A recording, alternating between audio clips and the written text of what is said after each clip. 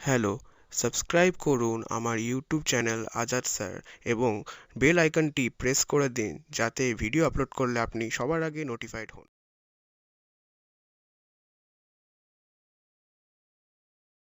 Hello students, আমার YouTube চ্যানেলে তোমাদের আবার স্বাগত। আজ আমি আবার ক্লাস 9-এর জ্যামিতির সেকেন্ড পার্ট নিয়ে আসছি। যেমনটি আমি বলেছি যে এর পরের দিন আমি পেজ নাম্বার 184-এর প্রয়োগ 6 থেকে শুরু করব। এখানে তোমাদের একটা অনুসিদ্ধান্ত আছে, দেখো নাম্বার 3, সেটা তোমাদের নিজেদেরকে দেখতে বলেছিলাম যদি কোনো প্রবলেম হয় কমেন্ট বক্সে লিখবে। আমি এখনও পাইনি, আশা করছি তোমরা বুঝে গেছো।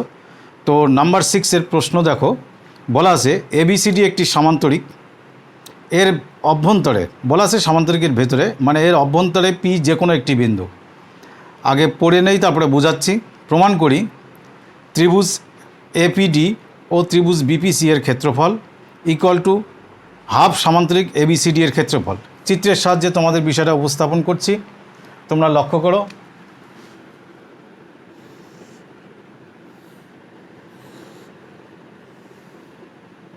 এই হলো তোমাদের এ বি সি ডি একটি সামান্তরিক। এই সামান্তরিকের অভ্যন্তরে পি বিন্দু, বাইরে না। অভ্যন্তরে বলতে তোমরা একদম মধ্যবিন্দু নেবে না, যে কোনো একদিকে জায়গায় নেবে। ধরো এরকম জায়গায় আমি নিলাম, তো এই পি বিন্দুকে যদি নাম দিচ্ছি আমি পি বিন্দু, তার সঙ্গে যদি এ ডি আর এর সঙ্গে যদি সি আর বি যোগ করি, তাহলে যোগ করলে আমরা দুই দিক থেকে দুটো ত্রিভুজ পাচ্ছি। চারটি ত্রিভুজ হয়েছে, কিন্তু এই যে দুটো ত্রিভুজ আমি সেট করলাম একটু। প্রশ্নে বলা আছে এই দুটো ত্রিভুজের ক্ষেত্রফল এর যোগফল, এই দুটো ত্রিভুজের ক্ষেত্রফলের যোগফল গোটা সামান্তরিকের হাফ। তো কি প্রমাণ করতে হবে তোমরা ভাষা তো বইয়ের সঙ্গে মিলিয়ে লিখবে, আমি বিষয়টা বুঝিয়ে দিচ্ছি। তো আমাদের প্রমাণ করতে বলেছে, প্রমাণ করতে হবে যে ত্রিভুজ এপিডি এই যে আমি সেট করেছি প্লাস ত্রিভুজ বিপিসি ইকুয়াল টু হাফ সামান্তরিক এবিসিডি। আমি তো শুধু ত্রিভুজ বললাম, এর মানে তোমরা বুঝবে যে ত্রিভুজ এপিডি এর ক্ষেত্রফল যোগ ত্রিভুজ বিপিসি এর ক্ষেত্রফল, অর্থাৎ এই ত্রিভুজের ক্ষেত্রফল আর এই ত্রিভুজের ক্ষেত্রফল পুরো সামান্তরিকের ক্ষেত্রফলের অর্ধেক। প্রমাণের জন্য আমি কি করছি লক্ষ্য করো তোমরা। প্রমাণের জন্য পি দিয়ে এডি এর একটি সমান্তরাল সরলরেখা অঙ্কন করছি। পি বিন্দু দিয়ে এডি এর সমান্তরাল সরলরেখা অঙ্কন করলাম, যেটি এবিকে ই আর ডিসিকে এফ বিন্দুতে ছেদ করলো। এবার খেয়াল করো তোমরা যে এই যে চতুর্ভুজটি হলো, নামটি বলছি আমি এ ই এফ ডি। এই চতুর্ভুজের মধ্যে লক্ষ্য করো এই বাহুটার সমান্তরাল, কারণ কি এবিসিডি সমান্তরিক ছিল, আর এটার সমান্তরাল আমি এটা অঙ্কন করলাম। সমান্তরাল চিহ্ন তো আগেও একদিন বলেছি, সমান্তরাল চিহ্ন এইভাবে দিতে হয়। তাহলে এটার সমান্তরাল এটা আমি অঙ্কন করলাম। যদি তাই হয়, যার বিপরীত বাহুগুলি সমান্তরাল তাকে কি বলে? সামান্তরিক। তাহলে এই এফডি একটি সামান্তরিক। তো এবার লক্ষ্য করো তোমরা এই দিক থেকে ভিউ করো, এদিক থেকে তাকালে আমরা দেখতে পাচ্ছি যে এপিডি যে ত্রিভুজ আছে আর এএফডি যে সামান্তরিক আছে, তারা একই ভূমির উপর, কোন ভূমি? এডি এর উপর, এবং একই সমান্তরাল জোড়ার মধ্যে অবস্থিত, যুগলের মধ্যে অবস্থিত। কোন একই সমান্তরাল জোড়া? এডি আর ইএফের মধ্যে অবস্থিত। তো আগের উপপাদ্যে তোমাদের বলা আছে, প্রমাণ হয়েছিল যে যদি একটি ত্রিভুজ এবং একটি সমান্তরিক একই ভূমির উপর এবং একই সমান্তরাল জোড়ার মধ্যে থাকে, তাহলে ত্রিভুজের ক্ষেত্রফল সামান্তরিকের ক্ষেত্রফলের অর্ধেক হয়। তাহলে আমি লিখছি ত্রিভুজ, এই ত্রিভুজটি নাম কি? এপিডি। এটা কার অর্ধেক হবে? হাফ সামান্তরিক চিহ্ন, এটি সামান্তরিক চিহ্ন এই সামান্তরিকটি এ ই এফ ডি। তো অনুরূপে তোমরা যদি এদিকে চলে আসো, তাহলে এইদিকেও লক্ষ্য করো ইএফ সমান্তরাল এডি ছিল, আবার এডির সমান্তরাল কী ছিল? বিসি। তার মানে ইএফ সমান্তরাল কি হলো? বিসি। আর এই ইবি সমান্তরাল এফসি তো আগেরই ছিল, কারণ এটি একটি সামান্তরিক ছিল।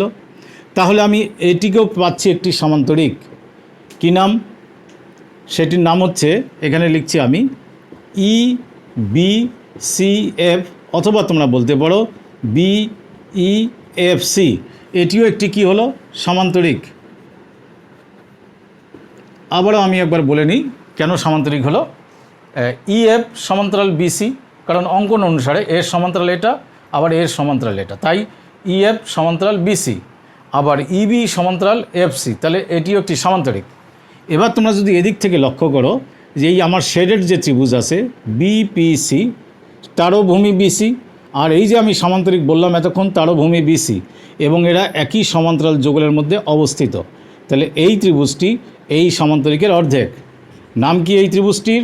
ত্রিভুজটির নাম বিপিসি ইকুয়াল টু হাফ সামান্তরিক বি বিইএফসি, বিইএফসি। এবার যদি তোমরা এই দুটোকে যোগ করো, আমি কিন্তু বোঝানোর জন্য লিখছি, ভাষা তো তোমরা বইয়ে পাবে। এই দুটো যোগ করলে কি পাবো? ত্রিভুজ এপিডি প্লাস ত্রিভুজ বিপিসি ইকুয়াল টু, এই দুটো যোগ করতে গেলে দুই জায়গায় হাফ আছে, আমি হাফ কমন নিলাম। নিলে প্রথমে কি সামান্তরিক লিখব? এটি কি নাম আছে? এ ই এফ ডি। এবং পরে কি লিখব? এই সামান্তরিকটি কি নাম আছে? বিইএফসি।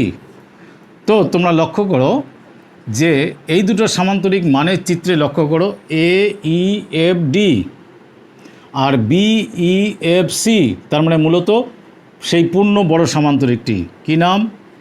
A B C D. এটাই আমাদের প্রমাণ করতে বলা হয়েছিল। তাহলে তোমাদের প্রমাণ হয়ে গেল। তোমরা বইয়ের ভাষা ফলো করে লিখবে, তবে সেক্ষেত্রে ভাষার ক্ষেত্রে একটু জায়গা বলছি, তোমরা পরিবর্তন করে লিখতে পারো। তোমাদের বইয়ে দেখো লেখা আছে, শেষের দিকে চলে যাও, শেষের লাইনের আগের লাইনেও বলতে পারো, লেখা আছে হাফ এ ই এফ ডি সামান্তরিক আকারের ক্ষেত্রের ক্ষেত্রফল। এত কথা লিখতে হবে না, শুধু তোমরা এই কথাটিও লিখলে হবে যে এ ই এফ ডি সামান্তরিকের ক্ষেত্রফল, সামান্তরিক আকারের ক্ষেত্রফল, এত কথা লিখতে হবে না। এবার আমরা প্রয়োগ 7-এ যাচ্ছি, পেজ 185, প্রয়োগ 7। তো আমি অলরেডি ত্রিভুজ অঙ্কন করেছি। এবিসি একটি সমদ্বিবাহু ত্রিভুজ, যার কোন কোন বাহু সমান? এবি সমান এসি, আমি সমান মার্ক করে দিয়েছি। প্রশ্নে বলা আছে বিসির উপর ও যে কোনো একটি বিন্দু, ও যে কোনো বিন্দু বলতে তোমরা মধ্যবিন্দু নেবে না, এরকম জায়গায় নেবে। এবার বলা আছে যে ও বিন্দু থেকে এবি আর এসি এর লম্ব দূরত্ব ওপি অ্যান্ড ও কিউ। ও বিন্দু থেকে এবি এর লম্ব দূরত্ব, তোমাদের আমি আগের ভিডিওতে স্কেল দিয়ে লম্ব অঙ্কন শিখিয়েছি। তাহলে এবি এর লম্ব দূরত্ব ওপি, মানে এখানে তোমরা লম্ব চিহ্ন দেবে, আর এসি এর লম্ব দূরত্ব ও কিউ। আমি আবার শেষে তোমাদের লম্ব অঙ্কন দেখিয়ে দিচ্ছি। আবার বলেছে বি বিন্দু থেকে এসি এর লম্ব দূরত্ব বিডি, বি বিন্দু থেকে এসি এর লম্ব দূরত্ব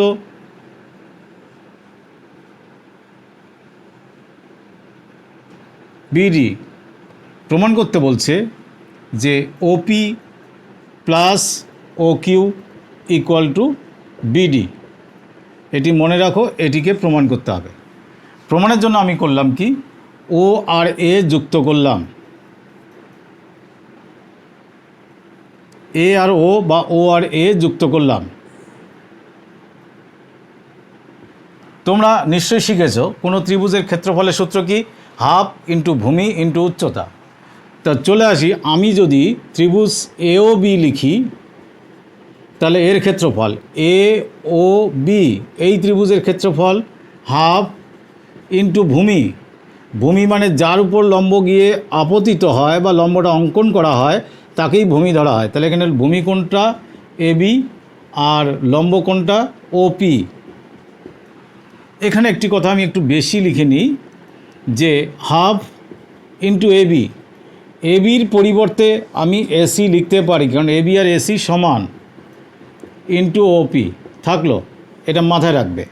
এবার এই দিকে ত্রিভুজটি আসি, এই অংশ এ ও সি, ত্রিভুজ এ ও সি এর ক্ষেত্রফল হাফ ইন্টু ভূমি, এখানে ভূমি এসি কারণ ও থেকে লম্বটি টানা হয়েছে এসির ওপর, ইন্টু উচ্চতা বা লম্ব কোনটা? O Q.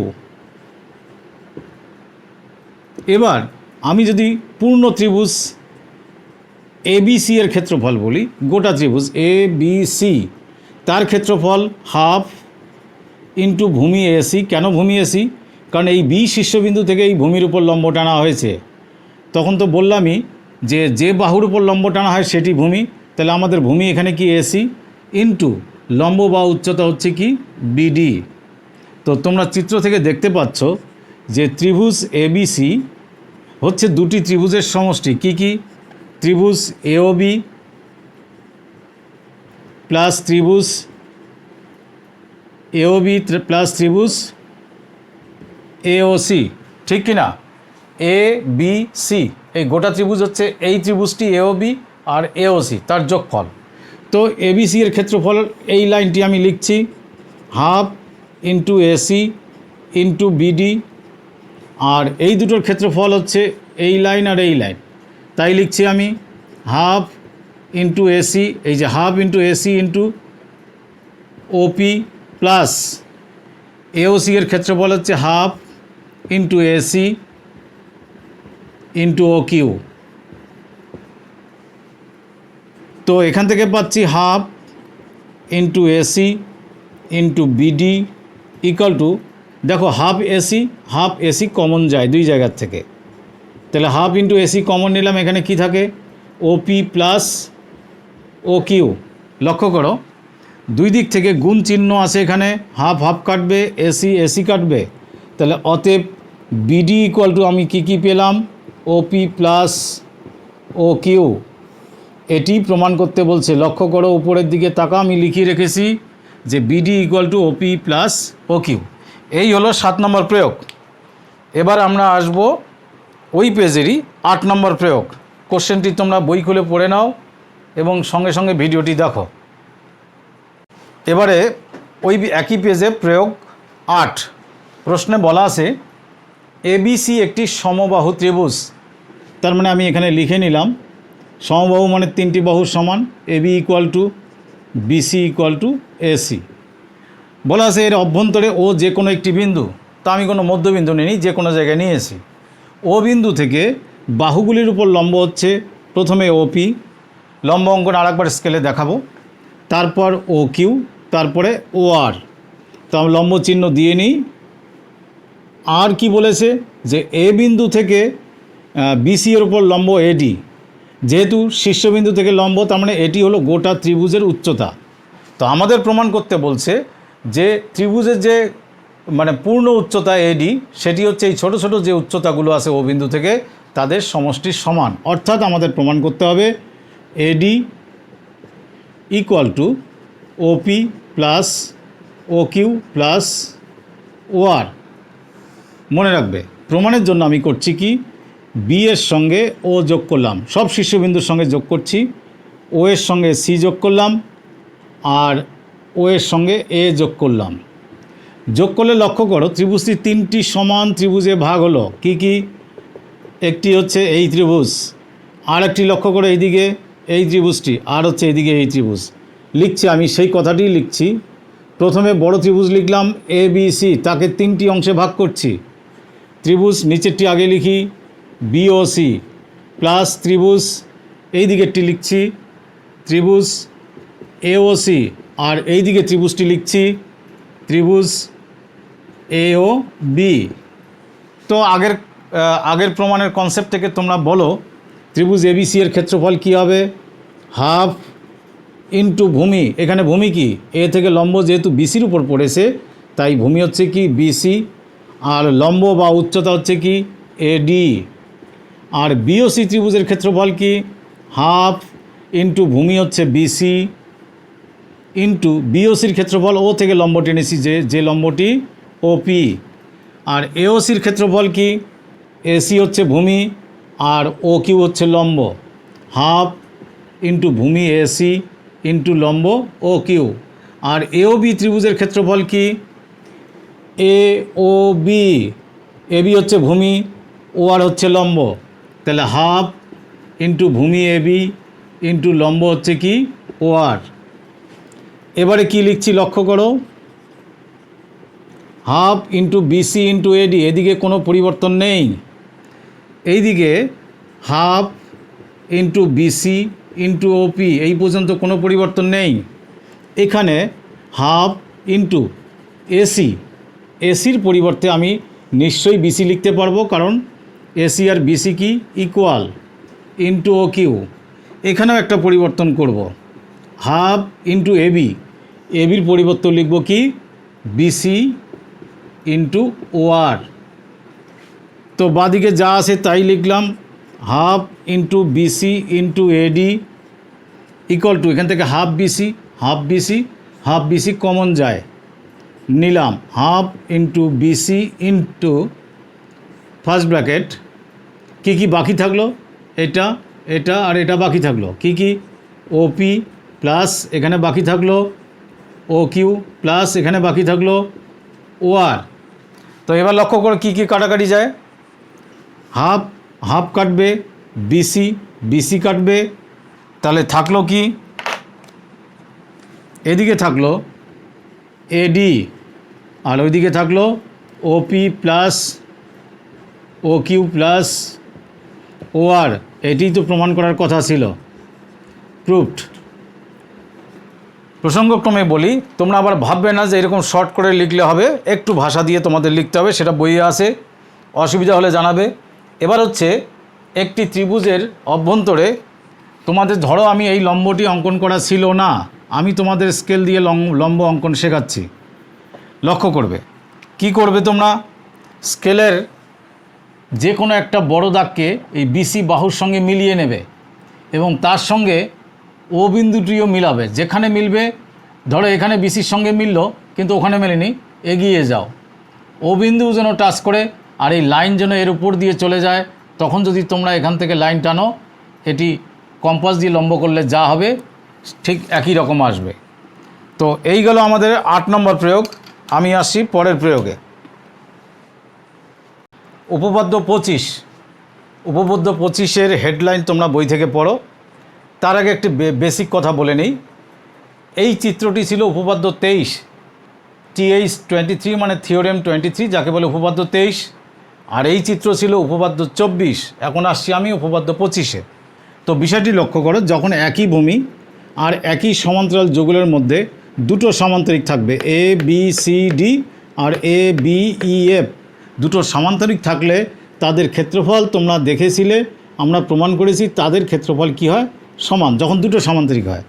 আবার যদি একই ভূমি আর একই সমান্তরাল যুগলের মধ্যে এ বি সি ডি একটি সমান্তরিক আছে আর একটি ত্রিভুজ আছে, সেক্ষেত্রে ত্রিভুজ কি হয়েছিল, সমান্তরিকের কি ছিল, অর্ধেক। আর এবার যদি এবারের চিত্রে দেখো, দুটো ত্রিভুজ আমি করেছি, A B C R A B D, তারা একই ভূমির উপর আছে এবং একই সমান্তরাল যুগল, কি কি, A B R P Q. এখানে সমান্তরাল যুগল কি কি, যে A B R P Q এদের মধ্যে অবস্থিত। তখন কিন্তু যখন দুটো ত্রিভুজ হবে তখন আবার ক্ষেত্রফল কি হবে, সমান। তাহলে তিনটি বিষয় পরপর লক্ষ্য করো। প্রথম কথা হচ্ছে, দুটোই যদি সমান্তরিক হয়, একই ভূমি একই সমান্তরাল যুগলের মধ্যে দুটো সমান্তরিকের ক্ষেত্রফল কী হবে, সমান। দুটোই যদি ত্রিভুজ হয়, যেটা 25 নম্বর উপপাদ্য, তাহলেও ক্ষেত্রফল সমান।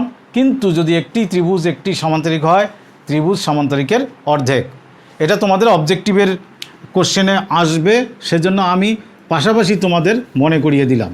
তাহলে এবার আমরা দুটো ত্রিভুজের যে ক্ষেত্রফল সমান হবে 25 নম্বর উপপাদ্য, সেটা নিয়ে আলোচনা করি। তো এখানে কি কি ত্রিভুজ, ত্রিভুজ দুটোর নাম বলছি আমি। একটি হলো এ বি সি, আমাদের প্রমাণ করতে হবে এই যে এবিসি ত্রিভুজ, আর ত্রিভুজ এ বি ডি, এইভাবে সমান দেওয়া মানে এদের ক্ষেত্রফল সমান। প্রমাণের জন্য আমরা করলাম কি, এবিকে ভূমি ধরে এবং এই সমান্তরাল যুগলের মধ্যে একটি নতুন করে আমরা সমান্তরিক অঙ্কন করলাম।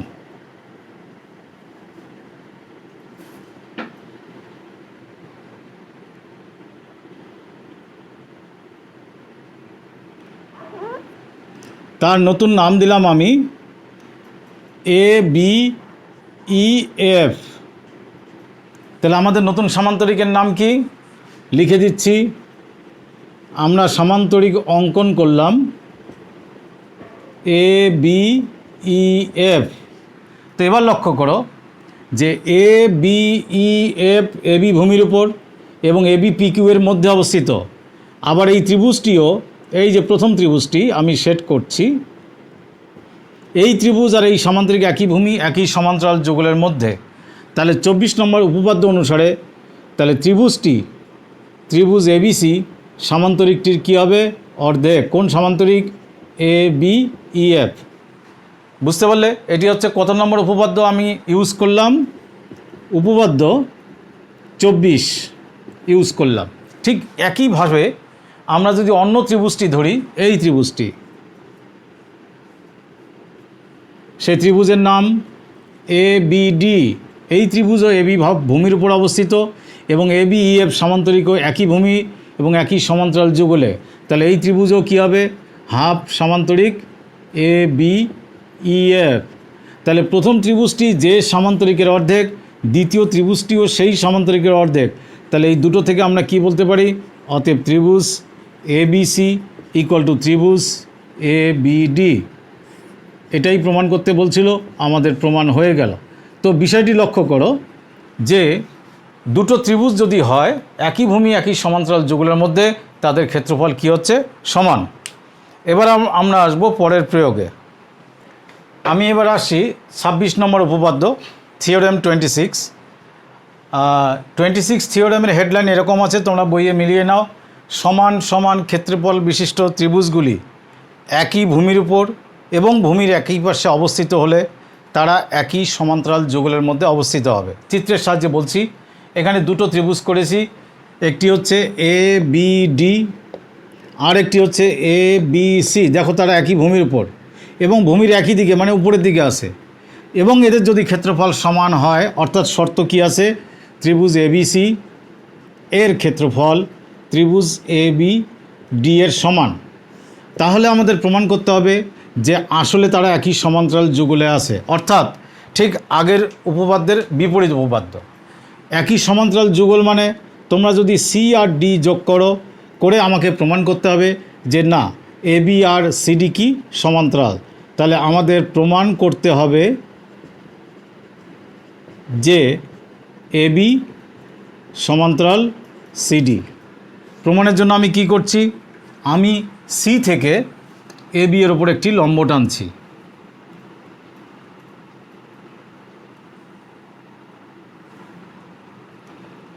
তার নাম আমি দিচ্ছি। আর ডি থেকে লম্ব টানতে গেলে যেহেতু এ বি এর উপর পড়ছে না, তাই আমাদের এ বিকে একটু বর্ধিত করে নিয়ে তারপর লম্ব টানতে হবে। নিশ্চয়ই তোমরা সেটা জানো। এবার ডি থেকে আরেকটি লম্ব টানলাম, তারও নাম দিচ্ছি আমি। তাহলে এই প্রথম লম্ব সি থেকে টানলাম, তার নাম সিপি। আর ডি থেকে যা টানলাম তার নাম ডি কিউ। তো প্রমাণ শুরু করছি। প্রমাণ হচ্ছে, প্রথমে আমাদের শর্ত আছে এই ত্রিভুজ দুটির ক্ষেত্রফল সমান। কী কী ত্রিভুজ? A B C R A B D. তো যেহেতু ত্রিভুজ দুটির ক্ষেত্রফল সমান, আমি লিখছি এখানে এ বি সি সমান সমান ত্রিভুজ এ বি ডি। তো অতএব এ বি সি এর ক্ষেত্রফল কি? হাফ। সূত্র কী ছিল? হাফ ইন্টু ভূমি ইন্টু উচ্চতা। তো ভূমি কোনটা? A B. আর উচ্চতা কোনটা? আমরা সি থেকে, শীর্ষবিন্দু থেকে যে লম্ব টেনেছি, সিপি। আর এদিকে এ বি ডি ত্রিভুজের ক্ষেত্রফল লক্ষ্য করো, এ বি ডি এর ভূমি কিন্তু এ বি। তাহলে হাফ ইন্টু ভূমি এ বি ইন্টু উচ্চতা শীর্ষবিন্দু থেকে যে লম্ব। আমরা ভূমিকে বর্ধিত করে যে লম্ব টেনেছি সেটি উচ্চতা। কোনটি হচ্ছে উচ্চতা? D Q. লক্ষ্য করো দুই দিক থেকে হাফ হাফ কাটছে, এ বি কাটছে। তাহলে আলটিমেটলি আমি পেলাম কি? CP equal to D Q. এটি মনে রাখো। এবার তোমাদের একটি বিষয় বলি, ক্লাস 8-এর কনসেপ্ট মনে রাখবে বা তোমরা প্রমাণও করতে পারবে। একটি সরলরেখার উপর যদি আমি অনেকগুলো লম্ব অঙ্কন করি, অনেকগুলো লম্ব মানে এগুলো 90 ডিগ্রি বা এই দিকের কোনো 90 ডিগ্রি, তো সেক্ষেত্রে এই সরলরেখাগুলো যদি একই সরলরেখার উপর লম্ব হয়, এরা পরস্পরে কি হয়? সমান্তরাল। তো এখানে লক্ষ্য করো এ বি সরলরেখার উপর দুটো লম্ব আছে, একটি হচ্ছে সিপি আর একটি হলো ডি কিউ। তাহলে এরা যেহেতু একই সরলরেখার উপর লম্ব, তাই এরা কি হবে? সমান্তরাল। সিপি সমান্তরাল ডি কিউ। নিশ্চয়ই জানো এটি সমান্তরাল চিহ্ন। তার মানে আমি এই চতুর্ভুজ দেখাচ্ছি সিপি কিউ ডি। এই চতুর্ভুজে আমরা পেলাম এই বিপরীত বাহু দুটি সমান, দেখো সমান এবং সমান্তরাল। তো যে চতুর্ভুজের দুটি বিপরীত বাহু সমান ও সমান্তরাল সেটি একটি সামান্তরিক। তার মানে আমি বলতে পারি অতএব CPQD একটি সামান্তরিক। তাহলে আমরা CPQDকে সামান্তরিক প্রমাণ করলাম। আবার সামান্তরিকের বিপরীত বাহু কী হয়? সমানও হয়, সমান্তরালও হয়। তো PQ বাহুটি, তাহলে এই PQ বাহুটি CDর কী হবে? সমান্তরাল। তার মানে CD সমান্তরাল PQ, অর্থাৎ নিশ্চয় আমি লিখতে পারবো CD সমান্তরাল AB। কেন AB লিখলাম PQ এর জায়গায়? লক্ষ্য করো, AB এবং PQ একই সরলরেখায় অবস্থিত এবং আমাদের এটি প্রমাণ করতে বলছে। তাহলে আমাদের প্রমাণ হয়ে গেল। আমি তোমাদের জ্যামিতি ডিসকাস করছি, কিন্তু এই শর্ট ল্যাঙ্গুয়েজ লিখলে হবে না, তোমাদের ল্যাঙ্গুয়েজ প্রপারলি লিখতে হবে। সেটা বইয়ে তো আসেই, প্রবলেম হলে আমাকে কমেন্ট সেকশানে জানাবে। এবারে আমরা এই উপপাদ্যের আগে এবং পরে দুই একটি প্রয়োগ নিয়ে আমি ডিসকাস করছি। এবারে হচ্ছে পেজ 188, প্রয়োগ নাম্বার 5। এখানে আমি যে কয়টি প্রয়োগ করাবো লক্ষ্য করবে কোনো কোনো নাম্বারের সঙ্গে তোমাদের বইয়ে নাও মিলতে পারে, কারণ এক এক ইয়ারে এই জায়গাটুকুতে একটু নাম্বারিংয়ের গণ্ডগোল আছে, মানে কোনো কোনো বইয়ে কিছু প্রয়োগ বাদ দিয়েছে। তো যাই হোক, তোমরা চিত্র দেখে মিলিয়ে নেবে বা হেডলাইন থেকে মিলিয়ে নেবে। তো আমি এখন যে বিষয়টি বলবো সেটি কিন্তু পরীক্ষার জন্য গুরুত্বপূর্ণ না। আবার আমাদের পড়াশোনা তো শুধু পরীক্ষা নিয়ে নয়, আমাদের জ্যামিতিটি শিখতে হবে। এটা শেখার মতো জিনিস, যেটি ব্যবহার করে আমরা অনেকগুলো প্রমাণ এবং অনেক অবজেক্টিভের উত্তর করতে পারবো। কি শেখার জিনিস? যে কোনো ত্রিভুজের মধ্যমা, আমি মধ্যমা ওয়ার্ডটিতে মার্ক করলাম, ত্রিভুজটিকে দুটি সমান ক্ষেত্রফল বিশিষ্ট ত্রিভুজে বিভক্ত করে। এবার মধ্যমা কাকে বলে? মধ্যমা আর ত্রিভুজের লম্ব বা উচ্চতা, এই দুটো অনেকে গুলিয়ে ফেলে। মধ্যমার সংজ্ঞা হচ্ছে ত্রিভুজের যে তিনটি শীর্ষবিন্দু, সেটা তোমরা জানোই, যে কোনো শীর্ষবিন্দু থেকে তার বিপরীত বাহুর মধ্যবিন্দু যোগ করলে যে সরলরেখা হবে তাকে বলা হয় মধ্যমা। তাহলে এই BC বাহুর মধ্যবিন্দু যদি আমার এরকম জায়গায় হয়, আমি গেস করে নিচ্ছি, তোমরা স্কেল দিয়ে এক্সাক্ট মেজার করে নেবে। তো সেই মধ্যবিন্দু যদি আমি D দিই, তাহলে A আর D যদি আমি যোগ করি, A আর D এই মধ্যবিন্দু যদি যোগ করি, তাহলে আমি মধ্যমা পাবো, মধ্যমা পেলাম। আর উচ্চতা বা লম্ব কী জিনিস? এই শীর্ষবিন্দু থেকে BC এর উপর যদি আমি এমন একটি সরলরেখা অঙ্কন করি যে সেই সরলরেখা তার দুই দিকে দুটি সমান কোণ অর্থাৎ 90 ডিগ্রি কোণ উৎপন্ন করে, তখন কিন্তু হবে সেটি লম্ব। আর এখানে কিন্তু লক্ষ্য করে সমান কোণ হয়নি, এদিকের কোণ বড়, এদিকের কোণ ছোট। তাহলে আমাদের AD কি? মধ্যমা।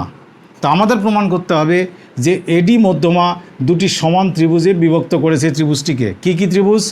এই দিকে ত্রিভুজের নাম ABD, আর ওই দিকে ত্রিভুজের নাম কি? ত্রিভুজ ACD।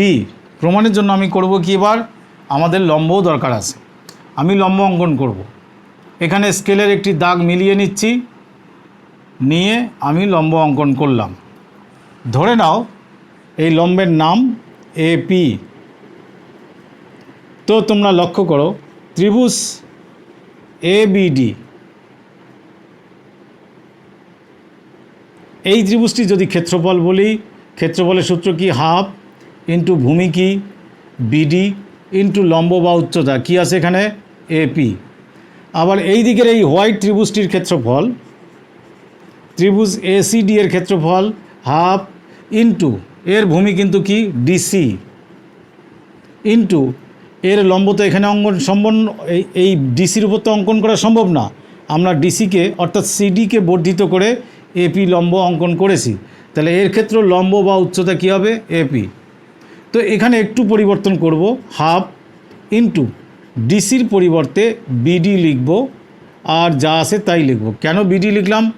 আমরা তো জানি BC এর মধ্যবিন্দু D, তার মানে BD আর DC কি? সমান। তাহলে DC এর পরিবর্তে আমি BD লিখতেই পারি। তাহলে এবার লক্ষ্য করো, এই লাইন আর এই লাইন কি হয়ে গেল? সমান। কি কি পেলাম? Half into BD into AP। এখানেও পেলাম half into BD into AP।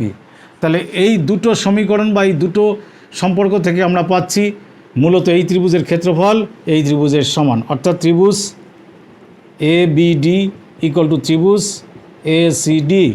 তাহলে আমরা কি কনক্লুশন পেলাম? যে কোনো ত্রিভুজের মধ্যমা, এই মধ্যমা ত্রিভুজটিকে দুটি সমান ক্ষেত্রফল বিশিষ্ট ত্রিভুজে বিভক্ত করে, কিন্তু সর্বসম নয়। সর্বসম হতেও পারে, নাও হতে পারে, কিন্তু সমান ক্ষেত্রফল বিশিষ্ট অবশ্যই হবে। কোন ক্ষেত্রে সর্বসম হবে তোমরা একটু মনে মনে ধারণা করো তো দেখি, বুঝতে পারো কি না। দুটি ক্ষেত্রে হতে পারে, সেটা তোমরা চিন্তা করো। এবার আমরা আসবো পরের প্রয়োগে। তোমরা ক্যামেরায় এই চিত্রটি দেখে নাও। এই প্রয়োগটি 188 পেজে, ভালো করে দেখে নাও। 188 পেজে কোনো বইয়ে 9 নম্বর প্রয়োগ আছে, কোনো বইয়ে 10 আছে। তার জন্য তোমাদের চিত্রটি দেখালাম, আমি এবার ডিসকাস করছি। তো এই প্রয়োগের, তোমাদের এই প্রয়োগে বলা আছে যে কোনো সামান্তরিকের কর্ণ দুটি সামান্তরিকটিকে 4টি সমান ক্ষেত্রফল বিশিষ্ট ত্রিভুজে বিভক্ত করে। আবারও বলছি, কোনো সামান্তরিকের কর্ণ দুটি সামান্তরিকটিকে 4টি সমান ক্ষেত্রফল বিশিষ্ট ত্রিভুজে বিভক্ত করে। তো আমি এখানে সামান্তরিক অঙ্কন করেছি, তোমরা দেখতে পাচ্ছ এ বি সি ডি। তার কর্ণ কি কি? এসি কর্ণ আর বিডি কর্ণ। কোন বিন্দুতে ছেদ করেছে? ও বিন্দুতে। এর ফলে লক্ষ্য করো 4টি ত্রিভুজ উৎপন্ন হয়েছে। আমাদের প্রমাণ করতে হবে যে এই 4টি ত্রিভুজের ক্ষেত্রফল সমান, অর্থাৎ আমরা প্রমাণ করব এ ও বি ইকুয়াল টু ত্রিভুজ এটি, নাম কি আছে? বিওসি ইকুয়াল টু ত্রিভুজ, এই ত্রিভুজটি, এর ইকুয়াল এটা, এটার ইকুয়াল এটা, এটার ইকুয়াল এটা। এই ত্রিভুজটি হচ্ছে ত্রিভুজ ডিওসি এবং ত্রিভুজ এওডি। তাহলে প্রমাণ শুরু করছি। তোমরা প্রথম দিকে তোমরা সামান্তরিকের ধর্মে পড়েছো যে সামান্তরিকের কর্ণ দুটি পরস্পরকে সমদ্বিখণ্ডিত করে। তো এখানে বলো তো কোন বিন্দুতে সমদ্বিখণ্ডিত করছে?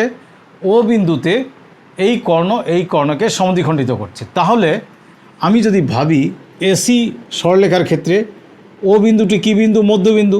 ভালো করে লক্ষ্য করো যে এসি সরলরেখার ক্ষেত্রে ও মধ্যবিন্দু। তাহলে এ সি ডি যে ত্রিভুজ আছে, তাহলে শীর্ষবিন্দু থেকে মধ্যবিন্দু পর্যন্ত অঙ্কন করেছি, মানে এটি কি? মধ্যমা। আর একটু আগে আমি আলোচনা করলাম মধ্যমা দুটি সমান ক্ষেত্রফল বিশিষ্ট ত্রিভুজে বিভক্ত করে। তাহলে এই দুটো ত্রিভুজ সমান কি কি? ত্রিভুজ এওডি।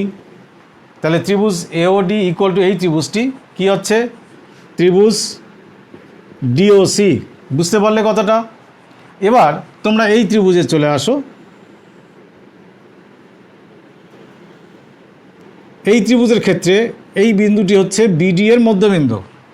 যদি বিডি এর মধ্যবিন্দু হয়, তাহলে শীর্ষবিন্দু থেকে মধ্যবিন্দু যোগ করেছি, তাহলে এটি কি হবে? মধ্যমা। তাহলে এই দুটো ত্রিভুজ কী হবে? ক্ষেত্রফল সমান। লিখছি, এই ত্রিভুজটির নাম ত্রিভুজ ডিওসি ইকুয়াল টু এই ত্রিভুজের নাম ত্রিভুজ বিওসি। অনুরূপে লক্ষ্য করো, আমরা বলতে পারবো এই ত্রিভুজটি এই ত্রিভুজের সমান। কি নাম এই ত্রিভুজটির? ত্রিভুজ বিওসি ইকুয়াল টু ত্রিভুজ এওবি। এবার লক্ষ্য করো 4টি ত্রিভুজ আমরা পাচ্ছি। এওডি কার সমান? ডিওসি।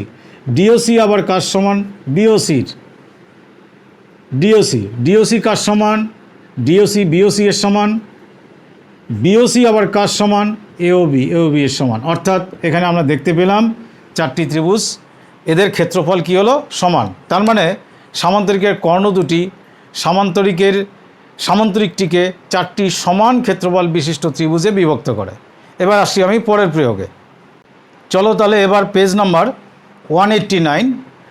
তোমরা চিত্রটির সঙ্গে বইয়ের সঙ্গে মেলানোর চেষ্টা করো, কারণ কারো বইয়ে 12 নম্বর প্রয়োগ আছে, কারো বইয়ে 13 নম্বর প্রয়োগ আছে। তো প্রশ্ন কি আছে যে এ বি সি একটি ত্রিভুজ আছে, দেখতেই পাচ্ছ এ বি সি ত্রিভুজ আছে। তার সবগুলো বাহুর মধ্যবিন্দু দেওয়া আছে। এবির মধ্যবিন্দু ডি, বিসির মধ্যবিন্দু ই এবং এসির মধ্যবিন্দু এফ। যদি আমি এদের পরপর যোগ করি, তোমরা লক্ষ্য করো 4টি ত্রিভুজ তৈরি হয়েছে। ত্রিভুজগুলোর নাম বলছি না, দেখেই বুঝতে পারবে। আমাদের প্রমাণ করতে হবে এই মিডিলে যে ত্রিভুজটি আছে, আমি একটু সেট করে দেওয়ার চেষ্টা করছি, এই ত্রিভুজটি গোটা ত্রিভুজের 1/4। অর্থাৎ আমরা প্রমাণ করব কি? ত্রিভুজ ডিইএফ ইকুয়াল টু 1/4 ত্রিভুজ এ বি সি। ভালো করে লক্ষ্য করো, এখানে একটু কিছুটা পুরনো কনসেপ্ট লাগবে। কীরকম? আমার ডি এবং এফ হচ্ছে এবিসি ত্রিভুজের দুটি বাহুর মধ্যবিন্দু। তোমরা একটি উপপাদ্যে শিখেছ, কোনো ত্রিভুজের দুটি বাহুর মধ্যবিন্দু যোগ করলে তৃতীয় বাহুর সমান্তরাল এবং অর্ধেক হয়। তো আমি সমান্তরাল কনসেপ্টটি নিলাম। তাহলে ডিএফ সমান্তরাল কি বি। আবার এদিক থেকে লক্ষ্য করো এই দুটো মধ্যবিন্দু ইএফ মধ্যবিন্দু, এফ হচ্ছে এসি এর, ই হলো বিসি এর। তাহলে এই দুটো যোগ করলে এই বাহুটির সমান্তরাল হবে। আমি সমান্তরাল দাগ দিচ্ছি। তার মানে আমি এই চতুর্ভুজে কি পেলাম, বিইএফসি চতুর্ভুজে পেলাম এই বাহুর সমান্তরাল এই বাহু, আর এই বাহুর সমান্তরাল এই বাহু, অর্থাৎ বিপরীত বাহুগুলি কি সমান্তরাল। তার মানে এটিকে আমি সামান্তরিক বলতে পারি। কি কি বিইএফডি, বিইএফডি একটি কি সামান্তরিক। তো সামান্তরিকের আবার কর্ণ সামান্তরিককে দুটি সমান ক্ষেত্রফল বিশিষ্ট ত্রিভুজে ভাগ করে, এটা নিশ্চয়ই তোমাদের জানা আছে। আবারও বলছি, সামান্তরিকের কর্ণ সামান্তরিককে দুটি সমান ক্ষেত্রফল বিশিষ্ট ত্রিভুজে বিভক্ত করে। তো এখানে ডি কর্ণ, তার মানে এই ত্রিভুজটির ক্ষেত্রফল এই ত্রিভুজের সমান। লিখছে এই ত্রিভুজটি কি নাম, বিইডি, বিইডি ইকুয়াল টু ত্রিভুজ কি, এই যে মিডিলের ত্রিভুজটি নাম কি ডিইএফ। অনুরূপে লক্ষ্য করে আমি মার্ক করছি, তোমরা লক্ষ্য করো এটি একটি সামান্তরিক প্রমাণ করতে পারবে আমি যেভাবে প্রমাণ করলাম। আর এখানেও এটি কর্ণ, তার মানে এই ত্রিভুজটি এই ত্রিভুজের সমান, অর্থাৎ এই ত্রিভুজটি এটির সমান। নাম কি, ত্রিভুজ সিইএফ। আবার লক্ষ্য করো এটাকেও তোমরা সামান্তরিক প্রমাণ করতে পারবে। এডিইএফ, এডিইএফ একটি সামান্তরিক, তার ডিএফ কি কর্ণ, তাহলে এই ত্রিভুজটি এই ত্রিভুজের সমান, অর্থাৎ ডিইএফ আবার কার সমান, এই ত্রিভুজের সমান। নাম কি এডিএফ, এডিএফ। তাহলে আমরা পাচ্ছি এখানে যে এই চারটি ত্রিভুজ কি হলো সমান। অর্থাৎ আবার বলছি চিত্র থেকে এই ত্রিভুজের সমান, এটি এটির সমান, এটি এটির সমান। এটা চারটি যদি সমান অংশ হয় তাহলে এর যে কোনো একটি অংশ গোটা ত্রিভুজের কী হবে 1/4। তার যে কোনো একটি মানে আমরা মিডিলেরটি নিচ্ছি, ত্রিভুজ ডিইএফ ইকুয়াল টু 1/4 ত্রিভুজ এবিসি। যদি এখানে বুঝতে অসুবিধা হয় আমি সহজ কথায় বলি, ধরো তোমাদের এই পেনটিকে চারটি টুকরো করলাম, ধরো এটি একটি শসা, চার টুকরো করলাম। কীরকম, এইটা এই টুকরোর সমান এই টুকরো এবং এই টুকরোর সমান এই টুকরো, তার সমান এটি। যদি এইভাবে চারটি 1 2 3 4 ভাগে ভাগ করি, যে কোনো একটি ভাগ গোটাটার কী হবে 1/4। ঠিক তাই এখানে ত্রিভুজ দেখো চারটি সমান ক্ষেত্রফল বিশিষ্ট ত্রিভুজে ভাগ হয়েছে, তাহলে এই মিডিলের ত্রিভুজটি গোটা ত্রিভুজের 1/4। নিশ্চয়ই বুঝতে পারলে। অসুবিধা হলে আবার ভিডিওটি রিওয়াইন্ড করে দেখে নেবে। আমরা চলে যাই নেক্সট পেজ নম্বর 191। প্রয়োগ নম্বর 17 হতে পারে বা 16 হতে পারে। চিত্র যখন আমি কমপ্লিট করব তোমরা বুঝে যাবে কোনটা বলছি। হেডলাইনটা এখন বলছি। হেডলাইনে বলা আছে যে ট্র্যাপিজিয়ামের দুটি তির্যক বাহুর মধ্যবিন্দু দুটো সংযোগ করলে যে সরলরেখা হয় সেটি ট্র্যাপিজিয়ামের সমান্তরাল বাহুগুলির সমান্তরাল হবে, সেটি আমাদের প্রামাণ্য বিষয়। অর্থাৎ চিত্রে দেখো এ বি সি ডি হচ্ছে একটি ট্র্যাপিজিয়াম, তার সমান্তরাল বাহু কোনটি, এডি আর বিসি। সমান্তরাল বাহু বাদ দিয়ে বাকি দুটো বাহুকে বলা হয় তির্যক বাহু বা অবলিক সাইড। এই অবলিক সাইডের মিড পয়েন্ট বা মধ্যবিন্দু আছে পি এবং কিউ। আমাদের প্রমাণ করতে হবে যে পি কিউ যোগ করলে সেই পি কিউ সরলরেখা বিসিরও সমান্তরাল হবে, এডিরও সমান্তরাল হবে। প্রমাণের জন্য আমি কতগুলো অঙ্কন করছি। তো আমাদের তো পি কিউ যুক্ত করতেই হবে। এবার আমি এ এর সঙ্গে সি যোগ করছি।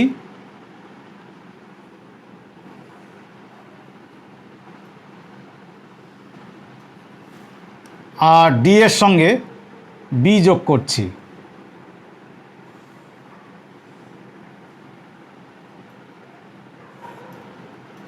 তাহলে এসি আর বিডি যোগ করলাম। আবার প্রমাণের জন্য আমি আরও একটু যোগ করব, আগে একটু প্রমাণ করে নিচ্ছি। এখানে দেখো দুটো ত্রিভুজ হলো, নামগুলো লিখছি। ত্রিভুজ এ বি সি এবং এর সমান আমি লিখতে চাই ত্রিভুজ ডিবিসি। কেন, তোমরা 25 নম্বর উপপাদ্যে আজকেই শুনলে যে দুটো ত্রিভুজ যদি একই ভূমির একই দিকে হয় এবং একই সমান্তরাল যুগলে হয় তাহলে ত্রিভুজ দুটির ক্ষেত্রফল কী হবে, সমান। তো আমাদের এই দুটো ত্রিভুজের ক্ষেত্রফল আমি সমান লিখতে পারি। আবার বলছি A B C R DBC এরা একই ভূমি বিসি এর উপর এবং একই সমান্তরাল যুগলের মধ্যে অবস্থিত। এবার আমি কি করলাম, পিসি যুক্ত করলাম।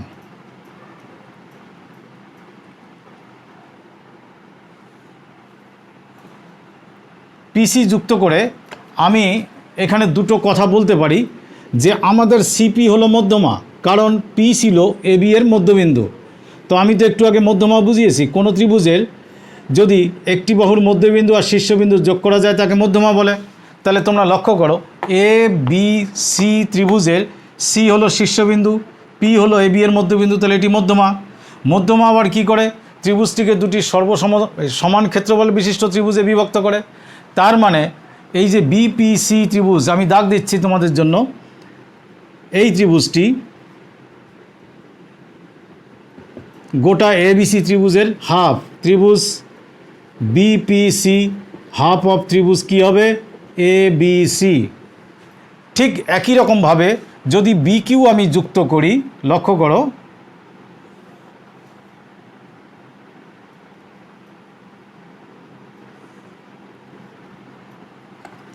তাহলে বিকিউ যদি আমি যুক্ত করি, তার মানে এদিক থেকে এই ত্রিভুজটি, এটি মধ্যবিন্দু, তাহলে বিকিউ কি? মধ্যমা। তাহলে এই বড় ত্রিভুজটির অর্ধেক হবে এই ত্রিভুজটি বিকিউসি। ত্রিভুজ বিকিউসি হাফ ত্রিভুজ, এই বড় ত্রিভুজটির নাম কি? ডিবিসি। ডিবিসি। আবার একটু আগে তো আমরা প্রমাণ করে রেখেছি যে ত্রিভুজ এবিসি আর ত্রিভুজ ডিবিসি কী ছিল? সমান। তাহলে এই দুটো যদি সমান হয়, তাহলে এই ত্রিভুজের হাফ আর এই ত্রিভুজের হাফ নিশ্চয়ই সমান হবে। লিখছি আমি, এটি সমান হবে, লিখে নিচ্ছি, ত্রিভুজ বিপিসি ইকুয়াল টু ত্রিভুজ বিকিউসি।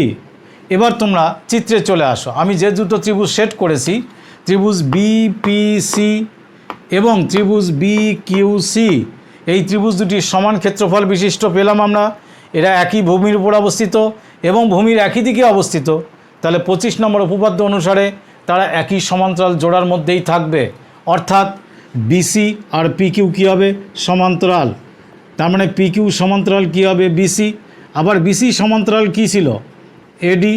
তার মানে আমি বলতে পারি পিকিউ হচ্ছে বিসি এবং এডি উভয়েরই সমান্তরাল। অর্থাৎ আমাদের যে স্টেটমেন্ট বা ডায়লগ দেওয়া আছে সেখানে বলা ছিল যে কোনো ট্র্যাপিজিয়ামের দুটি তির্যক বাহুর মধ্যবিন্দু যুক্ত করলে যে সরলরেখা পাওয়া যায় তার সমান্তরাল সরলরেখা দুটির সমান্তরাল, পিকিউ সমান্তরাল সরলরেখা দুটির সমান্তরাল। তো আপাতত আমি প্রয়োগ এই অবধি আমি এখানে শেষ করছি। এরপরে যদি মাঝখানে কারো কোনো প্রয়োগে প্রবলেম থাকে তোমরা নিশ্চয়ই কমেন্ট সেকশানে লিখবে। আর আমি দেখেছি অনেকেই আমার চ্যানেল সাবস্ক্রাইব করেছো, যদি ভালো লেগে থাকে, নিশ্চয়ই ভালো লেগেছে জন্য সাবস্ক্রাইব করেছো, তোমরা আরও ভালো বেশি করে শেয়ার করবে, আরও বেশি লোক সাবস্ক্রাইব করুক, যাতে আমি আরও তোমাদের জন্য ভিডিও বানাতে পারি। এবং আবারও বলছি, কোনো প্রবলেম বা আমার অন্য কোনো টেকনিক্যাল প্রবলেম থাকলে তোমরা আমাকে কমেন্ট বক্সে ফ্রিলি কমেন্ট করে আমাকে হেল্প করবে। Thank you for today.